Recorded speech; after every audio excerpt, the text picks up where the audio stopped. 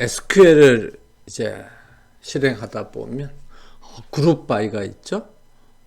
그 다음에 RDD에서도 reduce by key 뭐 그런 게 있었죠. 그런 게 있었어. 같은 값을 가지는 것들끼리 이제 모으는 것이 있었는데, 그것들에 대응하는 데이터 프레임의 메소드가 뭐냐 그러면 그게 바로 그룹 바이입니다. 그래서 그룹 바이는 그룹 바이 다음에 있는 칼럼명이 있죠. 그럼 이 칼럼의 값이 같은 것을 모아서 처리를 하는 것입니다. 그래서 예를 들면 뭐 오더 아이디가 있고 메뉴 아이디가 있고 수량이 있으면 어떤 메뉴가 몇 개 팔렸는지를 알고 싶다. 그러면 그룹 바이 다음에 뭘 입력하면 되죠? 메뉴 아이디라는 이 칼럼 이름을 입력을 하면 됩니다. 그래서 요 메뉴 아이디 이 칼럼 이름을 여기에 이제 입력을 하면 되죠. 그러면 메뉴 아이디가 같은 레코드들이 서로 그룹핑이 됩니다. 그러면 여기 보는 것처럼 예를 들면 D1인 이 레코드하고 이 레코드 두 개가 이제 그룹핑이 되겠죠. 그럼 그룹핑이 됐으면 여기서 수량의 합계를 팔린 수량의 합계를 계산을 하겠다. 그러면 sum quantity 하면 이 quantity의 sum을 이제 계산을 해서 2다 이렇게 이제 하는데, 이때 통계 연산을 할 때는 무슨 메소드를 사용을 했느냐 그러면 여기서 보면은 select를 사용했죠. 그래서 select 하기를 price의 sum 뭐 이렇게 이런 식으로 했는데, 그룹 바이를 할 때는 select를 사용을 하지 않고 무슨 메소드를 사용을 하느냐 그러면 .agg aggregate를 사용을 합니다. 그래서 그 이유는 aggregate는 그러니까 그룹 바이 된 레코드들에 대해서 통계값을 계산하라 하는 것은 aggregate고, select는 전체 레코드들에 대해서 값을 처리하려는 겁니다. 그래서 그룹 바이를 하고 난 뒤 select를 하면은 에러가 발생해요. 왜냐 그러면 그룹 바이를 실행하고 나면 요 앞에 이제 이렇게 그룹 바이를 실행하고 나면 데이터들이 그룹핑이 되거든요. 그래서 그룹드 데이터는 select라는 이런 메소드가 없어요. 그러면 무슨 메소드를 가지는 거죠? aggregate라는 메소드를 가지는 것입니다. 그래서 그룹 바이를 하고 난 다음에는 aggregate라는 이제 이 메소드를 사용을 하고 함수를 사용하고 그 안에 통계 함수를 이제 입력을 해주면 지정을 해주면 해당되는 그 칼럼의 통계 값이 썸이면 썸이고 뭐 에버리지면 에버리지고 그런 것들이 계산이 되겠습니다. 그런데 빅데이터에서 이제 데이터를 처리함에 있어서 중요한 칼럼 중에 하나가 시간 데이터라고 그렇게 이야기를 했죠. 그래서 시간 칼럼이라 그러면 좀 이상하네요. 시간 필드가 있는 경우에 그러니까 뭐 데이트라든지 또는 타임스탬프 데이터 타입을 이제 사용을 하겠죠. 그럴 경우에 그룹 바이를 사용을 해서 해당 시간 동안에 가장 많이 해당 시간 동안에 팔린 뭐 수량이 몇 개냐 이런 것들을 계산을 할 수가 있습니다. 그래서 예제를 먼저 보도록 하죠. 오더 아이디하고 메뉴 아이디하고 넘버 데이터가 이렇게 있는데 여기서 오더 타임, ORD 타임이라는 게 있다. 그래서 이런 데이터를 수집을 했다고 가정을 합시다. 그러면 2021년 2월 7일 14시 10분 20초에 S1에 대한 주문들이 이렇게 들어왔고, 뭐 S2는 14시 15분 20초. 뭐 S3는 14시 29분 20초. 그 다음에 뭐 S4는 14시 40분 20초.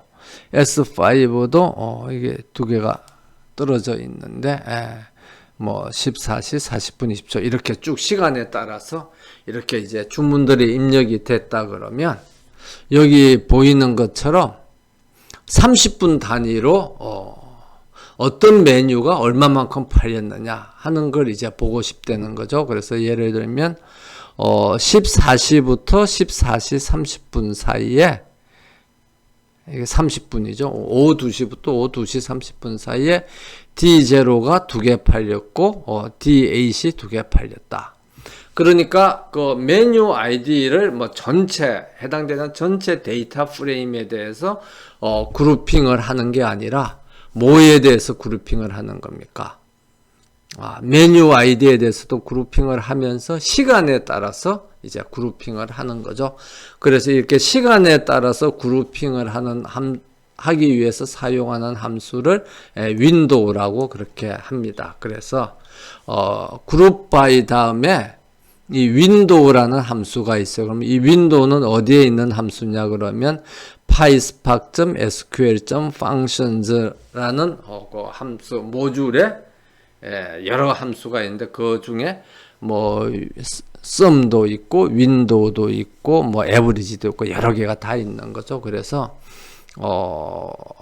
pyspark.sql.functions 안에 있는 모든 함수들을 다 임포트 해도 되고 다 임포트 할 때는 여기 있는 것처럼 임포트 해서 와일드카드 스타를 쓰면 되고 아니면 사용하고자 하는 함수만 임포트 하려고 그러면 sum이나 또 뭐 이렇게 윈도우를 임포트를 하면 됩니다. 그러면 이 윈도우를 사용을 해서 이제 그룹 바이를 하는 거죠. 그룹 바이를 하는데 디저트 오더 데이터 프레임의 오더 타임을 30분 간격으로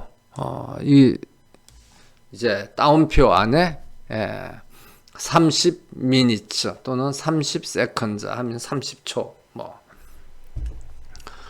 2 hours 하면 2시간 이렇게 해서 뭐 여러 가지 그 영어 단어를 사용을 해서 간격을 정해주면 됩니다. 이렇게 해서 이제 그룹 바이 시간에 대한 그룹 바이를 하는 것을 윈도우라는 함수를 사용을 합니다. 그렇게 해서 그룹 바이를 하고 그러니까 시간에 대해서는 이 오더 타임에 대해서는 30분 간격으로 그룹 바이를 하고 그 다음에 메뉴 아이디에 대해서는 서로 같은 메뉴들끼리 메뉴 아이디가 같은 것끼리 이제 그룹핑을 하라는 거죠. 그렇게 그룹 바이를 다 하고 난 뒤 그 다음에 애그리게이트를 하기를 썸을 하려는 겁니다. 그래서 수량을 썸을 하면 해당 30분 시간대별로 D0는 2개 팔렸고 D8은 2개 팔렸고 그 다음에 그 다음 30분 시간대에는 D2가 2개 팔렸고 D5가 6개 팔렸고 그 다음에 그 시간대에는 그 다음에 D0가 2개 팔렸고 D8이 2개 팔렸고 그 다음에 D1이 2개 팔렸고 이렇게 나오는 걸 볼 수가 있습니다. 그 다음에 그 다음 시간대에는 D2가 2개 팔렸고 D5가 6개 팔렸고 D8이 2개 팔렸고 그래서 이걸 아마 그렇게 하면은 주어진 그 윈도우를 사용해서 그 시간대에 따라서 몇 개가 데이터들이 어떻게 발생했는가를 볼 수 있고 이렇게 함으로써 오랜 시간대에 걸쳐서 발생하는 데이터를 효과적으로 우리가 시간대별로 잘라서 분석을 할 수 있겠습니다. 그룹 바이의 범위를 결정함에 있어서 시간 칼럼의 윈도우를 사용을 할 수가 있고요. 그 다음에 또 다른 방법은 데이터들이 굉장히 많이 있으면 그 데이터들을 잘라 가지고 서로 다르게 이제 연산을 할 수가 있습니다. 그런데 이제 서로 데이터들을 잘라서, 그러니까 데이터 프레임 안에 엄청나게 많은 데이터가 있죠. 그런데 이 엄청나게 많은 데이터를 시간에 따라서, 윈도우에 따라서 이렇게 좀 잘라서 서로, 그러니까 예를 들면 매일 그 매출 주문이 계속 들어오면 그걸 날짜별로 다르게 이제 그날 어느 날짜에 가장 많이 팔린 게 몇 개고, 이렇게 날짜별로 서로 다르게 계산을 해서 그 안에서 뭐 어떤 주문이 제일 많이 팔렸는지 그런 여러 가지 이제 연산을 하는 필요가 있는 경우가 있겠죠.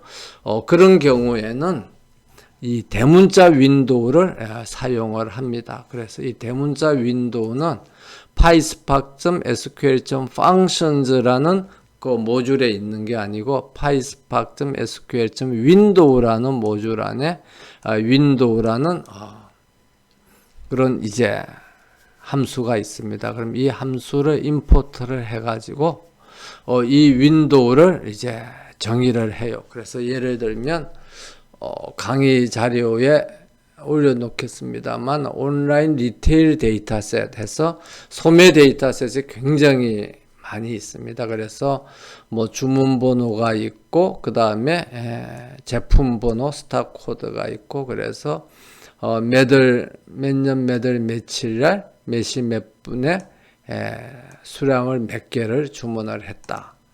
그래서 어느 고객이 주문을 했다. 이렇게 조금 이게 굉장히 계속 쌓이는 거죠.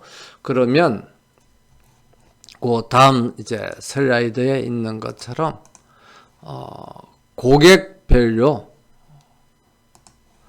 날짜별로 어떤 주문을 제일 많이 했느냐. 그러니까 1, 2, 3, 4, 6 고객이 2011년 1월 18일에는 어떤 주문을 제일 많이 했고 1, 2, 3, 4, 7 고객이 2010년 12월 7일에는 또 어떤 주문을 제일 많이 했고, 그래서 고객별로 날짜별로 어떤 주문을 뭐 많이 했고 이런 이제 데이터 처리를 하려고 그러면 전체 데이터를 자르는 거죠. 파티션을 하는 겁니다. 그래서 파티션 바이를 할 때 뭘 지정을 해주느냐 그러면 칼럼 이름들을 지정을 해줍니다. 그래서 카스터머 아이디하고 데이트에 따라서 전체 데이터를 분리를 하려는 겁니다. 그래서 이 앞에 있는 것처럼 파티션 바이는 윈도우의 기준이 되는 겁니다. 그래서 어느 기준에 따라서 그 윈도우를 이제 전체 데이터를 서로 다르게 파티션 잘라서 서로 다르게 이제 처리할 것인가를 지정해 주는 게 파티션 바이고, 오더 바이는 그 윈도우 안에서 이제 각 여러 행들이, 그러니까 고객 번호하고 날짜에 따라서 전체 데이터를 이제 서로 분리를 하고 난 뒤 같은 고객 번호하고 같은 날짜에 대해서는 수량에 따라서 이제 정렬을 하려는 거죠. 그러면 이제 여기 있는 이렇게 많은 데이터들이 어떻게 분리가 되느냐 그러면 고객 번호하고 날짜별로 이렇게 분리가 되겠습니다. 그러면 여기서 보는 것처럼 이제 고객 번호가 같고 날짜가 같은 것끼리 이렇게 서로 이제 나눠지는 거죠. 그 다음에 고객 번호가 같고 날짜가 다른 것끼리 이렇게 나눠지면 그 안에서 이제 뭘 하느냐 그러면 고객 번호에 따라서 고객 번호가 널이 아닌 것들을 이제 다 골라내고, 여기 널인 것들은 필요가 없으니까 그 다음에 고객 번호에 대해서 오더 바이를 하고 날짜에 대해서는 이제 뭐 오더 바이를 안 했네요. 그 다음에 셀렉트 하기를 고객 번호하고 날짜하고 그 다음에 제품 번호 스탁 코드하고 그 다음에 주문 수량, 그 다음에 해당되는 주문을 그날 얼마나 많이 했느냐. 그래서 이제 순서를 보는 거죠. 그래서 해당 특정 고객이 특정 날짜에 가장 많이 주문한 스탁 코드가 뭐냐는 걸 이제 알아보는 겁니다. 그래서 뭐 랭크 점 오버 윈도우 하면 해당되는 조금 전에 정의해 놓은 그 윈도우. 그 윈도우는 뭐에 따라서 정의가 된 거죠? 커스터머 아이디하고 날짜에 따라서 정의된 그 윈도우에서 순서는 이제 수량에 따라서 순서가 정해져 있으니까 거기서 해당 레코드의 동의가 순서가 몇 번이냐. 그 다음에 이제 댄스 랭크는 이건 이제 전체 랭크인데 보면 이제 동률도 생길 거잖아요. 그럼 이제 동률은 빼버리고 값이 다른 것끼리만 랭크를 하면 또 몇 번이냐. 그 다음에 뭐 맥시멈은 최대값은 얼마냐 뭐 이런 것들을 계산을 할 수가 있습니다. 그래서 여기 있는 예시되어 있는 것처럼 이렇게 계산을 해보면 각각의 커스터머 아이디별로 날짜별로 어떤 제품의 스탁 코드의 제품을 주문을 제일 많이 했는지 우리가 볼 수가 있는 거죠. 그렇게 되면은 실제 이제 시간에 따라서 이렇게 데이터들이 굉장히 많이 쌓일 때 그 가장 기본적으로 가장 단순하게 하는 방법은 여기 있는 고객 커스터머 아이디하고 데이터별로 따로따로 셀렉트를 해서 그것을 다른 데이터 프레임에다가 이제 저장을 해놔 놓고 그걸 이제 별도로 이제 취급을 하면 되는데 얼마나 많은 커스터머 아이디가 있고 얼마나 많은 날짜가 있는지를 모르죠. 그러기 때문에 전체 데이터 프레임은 그대로 두고 그것을 이제 데이터를 처리할 때 파티션만 따르게 하는 겁니다. 그래서 이 파티션을 하기 위한 요 윈도우 스펙을 정하고 이 윈도우 스펙을 사용을 해서 해당되는 그 스펙에서 정의된 그 윈도우 범위 안에서 어떤 이제 계산을 뭐 순서를 정한다든지 최대값을 계산한다든지 최소값을 계산한다든지 그런 작업을 아주 효율적으로 할 수가 있습니다. 그래서 조금 전에 설명한 그룹 바이에서 시간에 따라서 시간 윈도우에 따라서 그룹 바이를 하는 방법, 그 다음에 전체 데이터를 어떤 기준에 따라서 서로 파티션을 해서 다른 윈도우를 만들고 그 윈도우 안에서 또 데이터를 처리하는 방법, 이런 기능들을 사용을 하면 다양하게 전체 데이터에 대한 그 통계치들을 계산값들을 실제 이제 뭐 시간의 변화라든지 아니면 다른 기준에 따라서 유용하게 편리하게 계산을 할 수가 있습니다. 그 다음에 이제 마지막으로 이렇게 데이터들을 이제 계산을 하고 나면 그 값들을 우리가 분석을 하는데 그것들을 큐브를 만들 수가 있어요. 그래서 큐브라든지 그 다음에 롤업, 그러니까 합계를 하는 거죠. 그래서 뭐 큐브를 만든다든지 롤업을 하는 이런 개념들은 최근에 이제 비즈니스 인텔리전스 또는 데이터 분석 그런 쪽에서 이제 많이 거론되고 있는 오랩이라든지 다차원 데이터베이스 등에서 자세히 이제 다루어지고 또 그런 툴들을 사용을 하면 아주 정교한 롤업이나 큐브들을 만들 수가 있습니다. 그런데 이제 여기서는 파이스팍에서는 아주 기본적인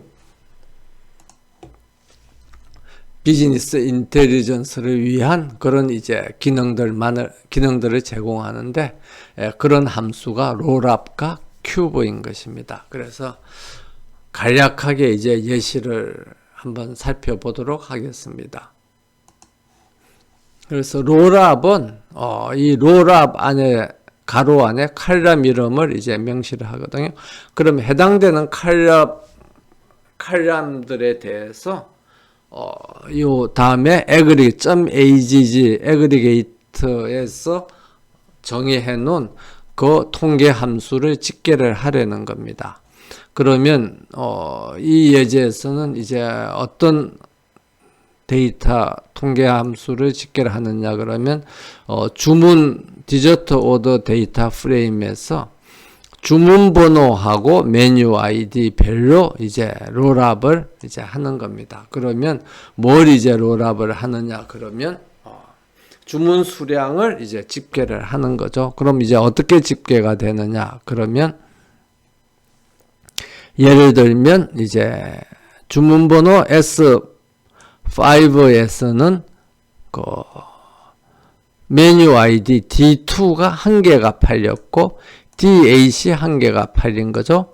그러면 각각의 그 주문에서 각각의 메뉴는 1개씩 팔렸는데 이 메뉴를 고려하지 않고 그러면 주문에서는 S5에서는 주문이 몇 개 이루어졌냐 그러면 여기 있는 이 한 개가 두 개 썸이 돼서 합쳐져서 이렇게 2개가 이루어졌다. 이렇게 이제 계산이 되는 겁니다.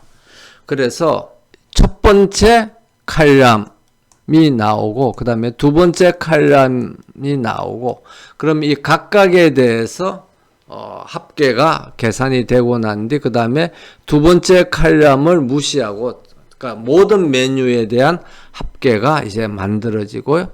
그럼 모든 메뉴에 대해서 합계가 다 만들어지고 나면 그 다음에는 뭐가 만들어질 것 같습니까?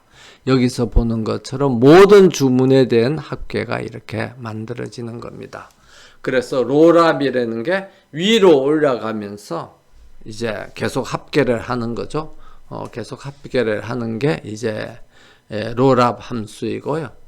큐브는 롤업과 비슷한데 롤업은 보면 이 순서가 있잖아요. 그러니까 메뉴 아이디에 대해서 먼저 집계를 하고 그 다음에 오더 아이디에 대해서 집계를 하고 하는데 큐브는 메뉴 아이디에 대해서 먼저 이제 이렇게 S5에 대해서 메뉴 아이디에 대해서 먼저 집계를 해서 이 S5에 대해서 2개가 합쳐지죠.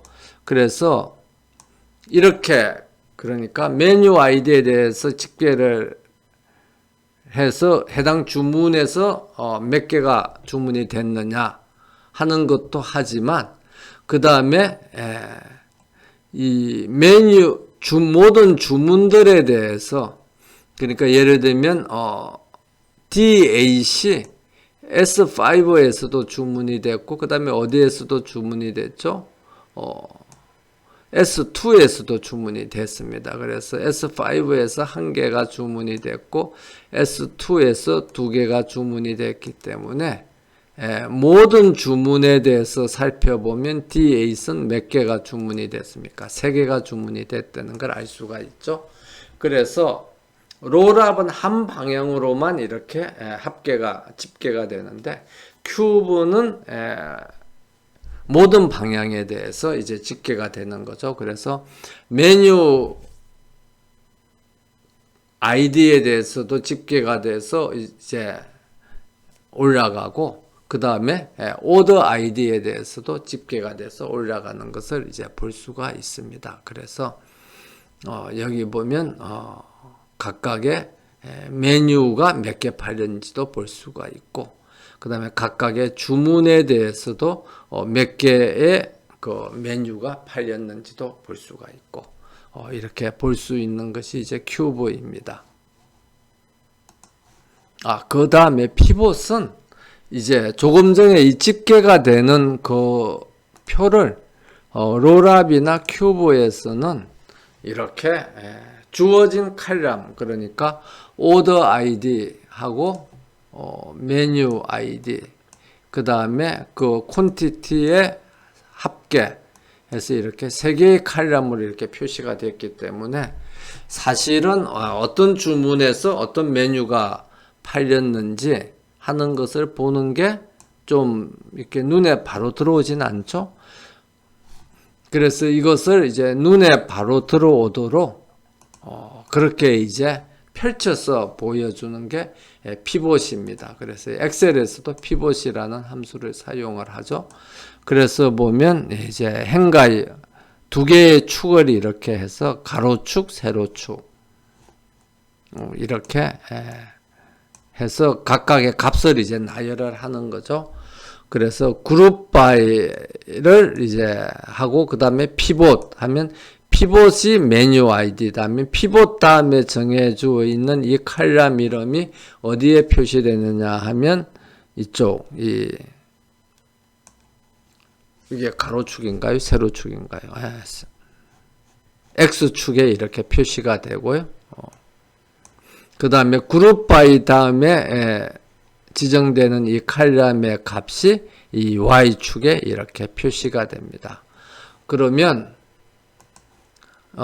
이 애그리게이트 다음에 표시되어 있는 이 통계값이 이 가로축 X축하고 Y축이 만나는 그 셀에서 이렇게 값이 이렇게 이제 표시가 되는 거죠. 그리고 비어 있는 거는 널로 표시되고요. 그래서 여기는 뭐 널이 같이 이렇게 널 해서 문자로 표시되어 있어 가지고 보기가 좀 그렇습니다만은 만약에 이제 널이 다 비어 있다 그러면 이렇게 S1에서는 이렇게 D0하고 D1이 이렇게 팔렸고 S5에서는 D2가 팔렸고 뭐 S3에서는 D1이 팔렸고 S4에서는 D5가 팔렸고 S2에서는 D8이 팔렸고 뭐 이런 것들을 여기도 또 있네. S5에서도 D8이 팔렸고 이런 것들을 이렇게 한눈에 쉽게 볼 수가 있는 거죠. 그러니까 2차원 평면표에서 이렇게 볼 수 있도록 보여주는 기능이 피봇 기능입니다. 그래서 이런 다양한 기능들을 사용을 하면 RDD에서 사용한 데이터를 분석하는 것보다 굉장히 효과적으로 구조화된 데이터들에 대한 데이터 분석을 할 수가 있고요. 그러한 것이 이 데이터 프레임이 가지는 이 장점이라고 할 수가 있겠습니다. 그래서 뭐 요약하면 데이터 프레임에 대해서 데이터를 처리할 수 있는 기능은 기본적으로 SQL이 처리할 수 있는 기능을 거의 다 그대로 처리할 수가 있고요. 그 다음에 데이터 프레임의 메소드들이 처리할 수 있는 기능은 SQL로도 처리를 이제 대부분 다 할 수 있습니다만은 조금 전에 보여줬던 것처럼 이렇게 이제 뭐 윈도우라든지 그런 기능들은 또 데이터 프레임 메소드가 가지고 있는 데이터 프레임이 가지고 있는 고유한 메소드들이기 때문에 그런 메소드들을 사용을 하면 굉장히 큰 데이터들을 빅데이터를 시간에 따라서 발생하는 그런 데이터들을 효과적으로 처리할 수가 있겠습니다. 그래서 이것으로서 데이터 프레임의 데이터 처리 메소드들에 대한 간략한 소개를 끝내도록 하겠습니다.